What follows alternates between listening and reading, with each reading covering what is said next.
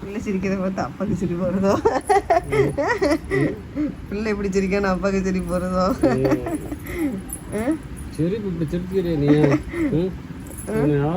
பிள்ளை சிரிப்பை பார்த்து பார்த்து அப்பாவுக்கு சிரிப்பு வந்துட்டே இருக்கும். அவன் பிள்ளை சிரிக்கன்னு.